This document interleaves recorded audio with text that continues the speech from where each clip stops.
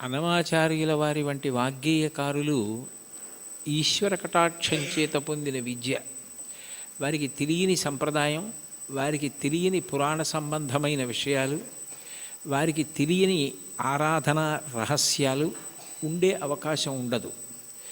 అందుకే వారు ఏ ప్రధాన భావనతో ఒక కీర్తనని రచన చేయడం ప్రారంభం చేశారో దానికి సంబంధించిన విషయాన్ని సమగ్రంగా కీర్తనలో ప్రతిపాదించగలుగుతారు. మీరు ఈ కీర్తనని పరిశీలిస్తే ఆయన కొండలలో నెలకొన్న కోనేటి రాయడువాడు అని ప్రారంభం చేశారు.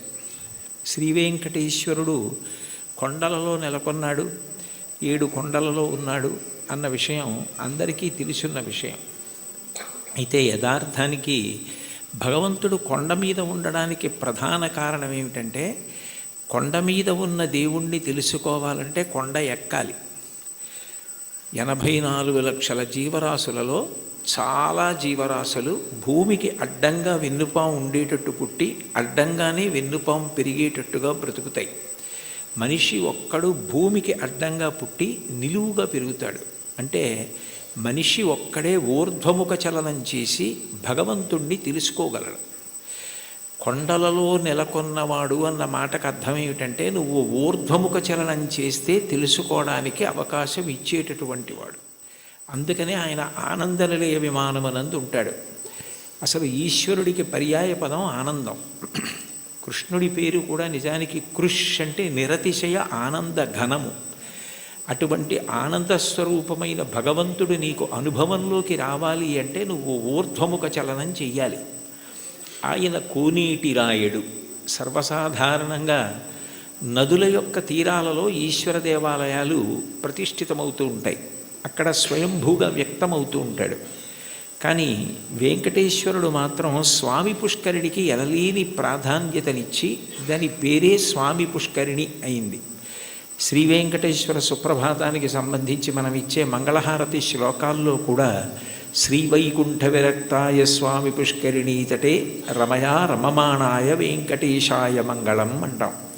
వైకుంఠమునందు విరక్తి చెంది స్వామి పుష్కరిణి తటమునందు నివసించుతున్నవాడా అని పిలుస్తారు. దీనికి సంబంధించి బ్రహ్మపురాణంలో ఒక విశేషం కనపడుతుంది. సరస్వతీ నది ఒకప్పుడు గంగానది కన్నా తాను గొప్పది కావాలి అని భగవంతుడిని ఉద్దేశించి తపస్సు చేసింది. మనకి శాస్త్రములను పరిశీలిస్తే దేనికైనా పరిష్కారం ఏది సాధించాలన్నా దానికి సాధనము తపస్సు. అసలు ఈ సృష్టి ప్రారంభంలో భగవంతుడు వాడిన మొట్టమొదటి మాట తపస్సు అంత గొప్పది. అందుకని గంగానది కన్నా తాను గొప్పది కావాలని సరస్వతీ నది తపస్సు చేయడం మొదలుపెట్టింది. పులస్త్య బ్రహ్మ అక్కడికి వచ్చారు. పులస్త్య బ్రహ్మ వచ్చినప్పుడు సరస్వతీ నదికి అధిష్టాన దేవత ఉంటుంది. ఆవిడికే కాదు, ప్రతి నదికి అధిష్టాన దేవత ఉంటుంది. ఆ అధిష్టాన దేవత అనుగ్రహించినప్పుడు ఒక రూపంతో ప్రత్యక్షమై కనపడుతుంది. అందుకే భాగవతంలో పరీక్షిత్ ప్రాయోపవేశం చేసినప్పుడు అమ్మా అని పిలిచిన నరు పొమ్మ అని ముక్తి కడకు బుత్తువట, కృపన్ లెమ్మా నీ రూపముతో రమ్మా నాకెదురంగ గంగ రమ్యతరంగా అంటాడు. కాశీఖండంలో శ్రీనాథుడు కూడా గంగ అధిష్టాన దేవత ప్రాణోత్క్రమణమవుతున్న వాళ్ళని వచ్చి ఎలా అనుగ్రహిస్తుందో చెప్తాడు. ప్రత్యక్షమై వచ్చి భాగీరథి గంగ మృదులహస్తము సాచి మీను నివురు అంటాడు. అటువంటి సరస్వతీ నదికి కూడా అధిష్టాన దేవత ఉంటుంది. ఆవిడ తపమాచరిస్తోంది గంగ కన్నా గొప్పది కావాలి అని. గంగానదికి ఒక ప్రాముఖ్యత ఉంది. ఆవిడ ఒక్కతే త్రిపథగా అంటే 3 లోకముల యందు ప్రవహిస్తుంది. ఆమె స్వర్గలోకంలో ప్రవహిస్తే మందాకిని, భూమి యందు ప్రవహిస్తే భాగీరథి, పాతాళమునందు ప్రవహిస్తే భోగవతి. 3 లోకముల యందు ప్రవహించేది త్రిమూర్తుల యొక్క స్పర్శ కలిగినది గంగానది ఒక్కటే. బ్రహ్మకమండలంలో ఆయన నిత్య వ్యాపారము చేసుకోవడానికి అంటే నిత్యకర్మ చేయడానికి ఉపయుక్తమవుతుంది. ఆదావాది పితామహస్య నియమ వ్యాపార పాత్రీజలం అంటారు శంకరాచార్యులు వారు గంగాష్టకం చేస్తూ. ఆ తర్వాత బలిచక్రవర్తి వామనమూర్తికి 3 అడుగుల నేల దానం చేసినప్పుడు ఆ వామనమూర్తి భూమిని కొలిచి ఆకాశాన్నంతటినీ కొలిచేస్తూ పెరిగిపోయాడు. ఇంతంతై వటుడింతయై మరియు తానింతై అభోవీధిపై అంతైతో యదమండలగ్రమణ కల్లంతై ప్రభారాశిపై అంతై చంద్రునకంతయై ధ్రువినిపై అంతై మహర్వాటిపై అంతై సత్యపథోన్నతుండగుచు బ్రహ్మాండాంత సంవర్ధియ్యి అని. అలా పెరిగిపోతున్నప్పుడు ఆయన పాదం వస్తోంది. చూడండి, మీ పాదం మా ఇంట్లో పెట్టండి అంటారు. మీ పాదం మా ఇంట్లో పెట్టండి అంటే వాళ్ళ ఇంట్లో కూర్చుని పాదం జాపి వాళ్ళ ఇంట్లో పెడతాడా? కాదు. మీ పాదం మా ఇంట్లో పెట్టండి అంటే మీరు మా ఇంటికి రండి అని. విష్ణు పాదం వస్తోంది అంటే విష్ణు వస్తున్నారని. విష్ణువెవరు? బ్రహ్మగారికి తండ్రి. అందుకని బ్రహ్మగారు గబగబా సత్యలోకంలోంచి బయటికి వచ్చి, మా నాన్నగారి పాదం బయటకు వస్తోంది, కొడుకుగా మా నాన్నగారు వస్తున్నప్పుడు ఆయన కాళ్ళు కడగడం నా కర్తవ్యం అని తన పుట్టిల్లిద పొమ్మటంచునజుడున్ తన్నాభిపంకీరుహంబు నిరీక్షించి నటించి ఉన్నత పదంబున్ గాంచి తత్పాదశీచనముంచేస కమండలూదకములన్ చల్లించి తత్తోయముల్ వినువీధిన్ ప్రవహించే దేవనదిగా విశ్వాత్మకీర్తి ప్రభన్ అంటారు. బ్రహ్మగారు విష్ణుపాదములు గడిగారు ఆ గంగాజలాలతో. తర్వాత భగీరథుడు తపస్సు చేస్తే గంగ పైనుంచి కింద పడుతున్నప్పుడు మధ్యలో పరమేశ్వరుడు దాన్ని పట్టాడు. భవాంగపతితంతోయం పవిత్రమితి పస్పృశు అంటారు రామాయణం బాలకాండలో. శివుడి యొక్క శరీరానికి అంతటికీ తగిలి గంగ ప్రవహించింది. ముగ్గురు మూర్తుల యొక్క స్పర్శని పొందింది. జహ్ను మహర్షి తాగి బయటికి వదిలిపెట్టారు. తస్మాత్ జహ్నుసుతా గంగా ప్రోచ్యతే జాహ్నవీతి చ అంటారు వాల్మీకి మహర్షి రామాయణంలో. జహ్నువు తాగి శరీరంలోంచి బయటికి వదిలిపెట్టారు కాబట్టి జాహ్నవి అయింది. ఋషి తీసుకొచ్చారు కాబట్టి ఋషి స్పర్శని పొందింది, అంటే జహ్నువు శరీరంలోంచి వచ్చింది. భగీరథుడు రాజర్షి, రాజు తీసుకొచ్చాడు కాబట్టి, ఒక ధర్మం కోసం తీసుకొచ్చాడు కాబట్టి అంత పవిత్రమూర్తి అయి సగరులను ఉద్ధరించింది. అంత గొప్పదైన గంగతో సరస్వతి పోటీ పడి తపస్సు చేసింది.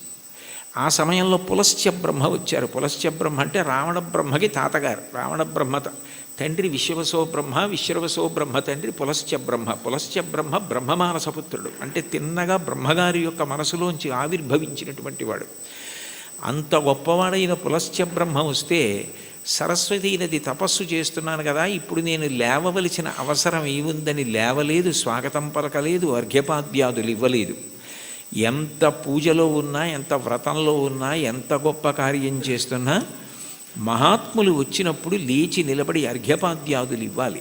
అలా ఇవ్వకపోతే పరమదోషం కలుగుతుంది. గజేంద్రమోక్షణ ఘట్టంలో కూడా ఇంద్రజుమ్న మహారాజు గారు అగస్త్యుడు వచ్చి లేచి నిలబడి నమస్కరించి అర్ఘ్యపాద్యాదులు ఇవ్వని కారణం చేతనే గజయోని ఎందు పుట్టవలసి వచ్చింది. ఒకనాడాంధ్రుపుడచ్యుతున్ మనములోనుహించుతున్ మౌనియై అకలంక స్థితియున్నచో కలచజుండచూటికిన్ వచ్చి లేవక పూజింపకయున్న మౌనికని నవ్యక్రోధుడై మూఢాలుబ్ధకిరీంద్రోత్తమ యోని పుట్టుమని శాపం విచ్చ భూవల్లభ అంటారు భాగవతం అష్టమ స్కంధంలో. మహాత్ములు వచ్చినప్పుడు వెంటనే లేచి నిలబడి నమస్కరించి అర్ఘ్యపాద్యాదులు ఇవ్వాలి. అలా ఇవ్వలేదు కాబట్టి అది కట్టి కుడిపేస్తుంది, చాలా పెద్ద పాపం అయిపోతుందన్న దయాహృదయంతో పులస్త్య బ్రహ్మ, నువ్వు ఏ కోరికతో తపస్సు చేస్తున్నావో అది నీకు సిద్ధించకుండుగాక అని శపించాడు. ఆమె చాలా కిన్నురాలైంది. ఇంత గొప్ప కోరికతో నేను తపస్సు చేస్తున్నాను, ఈయన నా కోరిక తీరకూడదని శపించాడు అని బాధపడి, ఈయన బ్రహ్మ యొక్క వంశంలో బ్రహ్మమానసపుత్రుడై వచ్చాడు. కొడుకు విశ్వవసో బ్రహ్మ. ఆ తర్వాత ఎంత గొప్పవాళ్ళు రావాలో ఈ వంశంలో. నీ వంశము రాక్షస వంశమైపోతుంది, బ్రహ్మకోవిదులు రారు, ఇక పైన రాక్షసులు పుడతారు నీ వంశంలో అని శపించింది. ఆయన చాలా బాధపడి, నువ్వు నన్ను ఇట్లా శపించావు, ఆమె త్రిపథ గంగ, ఆమెతో సమానం ఎట్లా కాగలవు?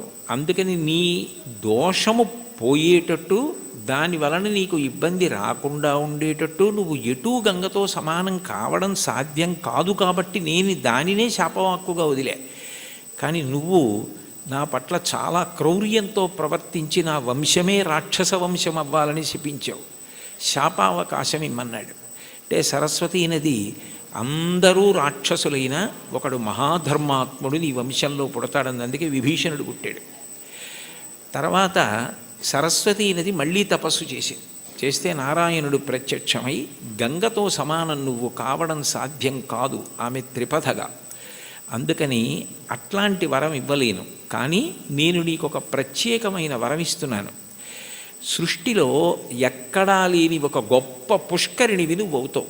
నీ యందు 300 కోట్ల తీర్థములు వచ్చి చేరుతాయి. తీర్థం అంటేనే ఋషుల యొక్క నియమాలు తపఫలాలు అందులో నిక్షేపింపబడి ఉంటాయి. అటువంటి 300 కోట్ల తీర్థములు నీ యందు ప్రవేశిస్తాయి. కలియుగంలో నేను శ్రీవేంకటేశ్వరుడు అన్న పేరుతో అవతరించినప్పుడు నీ పుష్కరిణి సమీపంలో అవతరిస్తాను. అవతరించినప్పుడు ఎందరో వచ్చి నీ యందు స్నానం చేసి కృతార్థులవుతారు.